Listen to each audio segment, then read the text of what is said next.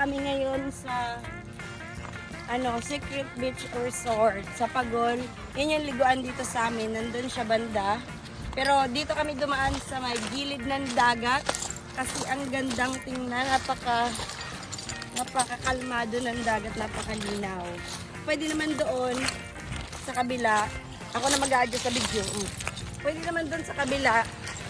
Kaya lang, mas gusto ni Kat dito para nakikita niya. Tsaka habang naglalakad ka, madami ka makikita mga shells.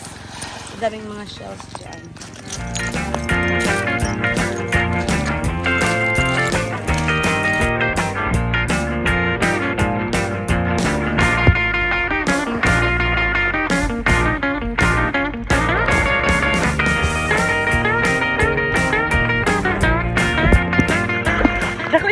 Isda.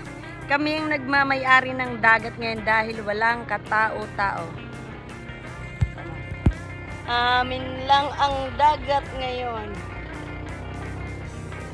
May naliligo pero andun malayo. Kami lang dito, oh. Oh, nice, 'di ba? Ang ganda. Kaso madaming jellyfish. Parang nangati ako doon, madaming jellyfish. Kahapon pa kami naliligo kahit yung balat ko. Ang ganda na. Pero worth it naman. Magaganda naman yung mga shots. Magandang experience. Maganda rin yung magandang lugar. may daming coral reefs, daming isda, kahit ano-ano. Sige, at kami maliligo na doon.